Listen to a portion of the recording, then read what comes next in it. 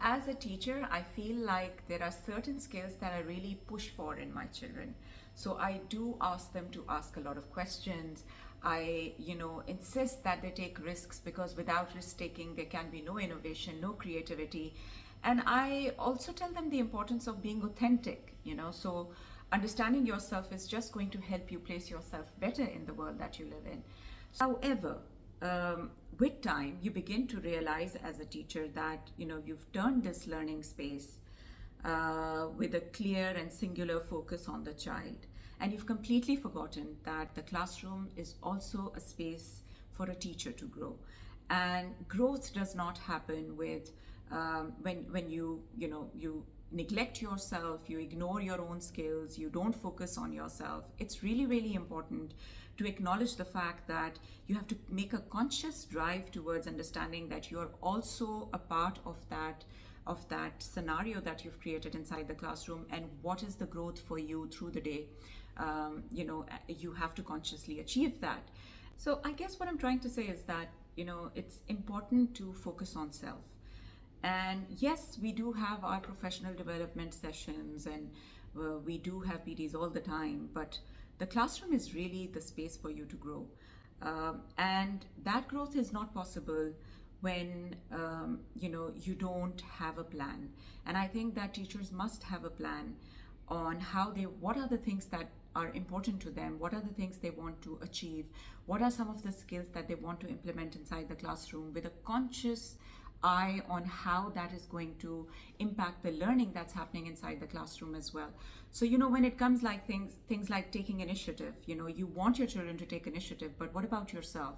Are you somebody who's taking initiative? Are you somebody who is experimenting in the classroom? When you tell children to be risk takers, are you also somebody who's ready to do things differently? So if a child, you plan to do an activity a certain way, and if a child wants to do it differently, is suggesting a different way, are you somebody who's accepting of that idea?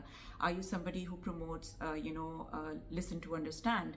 If that's a skill you want to instill in your children, are you somebody who also understands what active listening is and practices it to ensure that the children gain something wonderful out of it? I think that there are lots and lots of opportunities that pop up inside the classroom when you may be ready for them, you may not be ready for them, but if you're somebody who is consciously looking towards your growth, then you will find those opportunities, you will recognize them. Being completely unaware, following a rut or routine day in, day out is going to make you oblivious of your growth. And you don't need people around you to tell you that now on a certain day at a certain hour we are going to help you grow through this session that we have prepared for you. I think you have the biggest platform to learn, which is your classroom. You just need to be very conscious about how you're going to do it, and each day try to challenge yourself with something. For example, if you feel that you are somebody who is, let's say I've written some skills here. So let's say that looking for solutions is a skill that you need a lot of help with, you need collaboration with, you don't understand how this is going to work. Then maybe try to open that up to your classroom, to your children. Introduce a problem, ask them to work together to solve that problem, become a part of that group, sit down, understand how children work around problems. What could be a skill that you could imply? What could be a method that they introduce to you that could help you understand what collaboration is all about? So I feel that it's never too late. I mean, it's never too late for a teacher to try out different things. If you feel that let's say that building trust is really important, because that helps forge connections, that helps that helps the flow of communication, and that is something that you need to improve in yourselves. Then create activities around that, generate that kind of content inside your classroom where this becomes a little more important.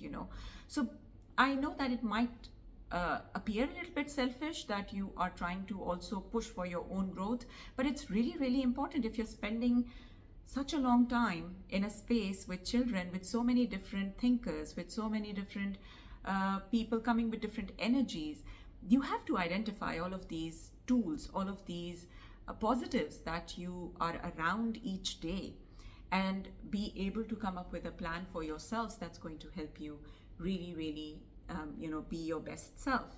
So I think today's purpose of making this video was really to highlight the important role that we play as educators in the lives of our children, but focusing on the importance of self-growth, which can come from your daily, interactions in the classroom.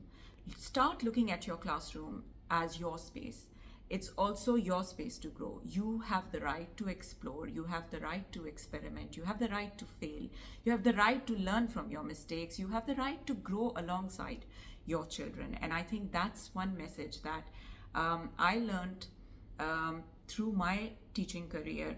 Probably not in the beginning, because when you join in the beginning, any institution, any organization, or any field of profession, I think you tend to be a little more open towards absorbing what it is all about, and you tend to keep your eyes, you use your senses to grasp everything that you can. But after a few years, I think you should start taking risks. You should start exploring how it can be done differently. You must be very well aware of who you are, what you contribute, what you bring to the organization, and then begin to polish those skills in a way that you start taking risks, you start asking questions, you begin to, understand the value of what you bring. So I guess what I'm trying to say is that you are doing a wonderful job. Focus on yourselves and just turn that classroom into this experiential learning space for yourself as well.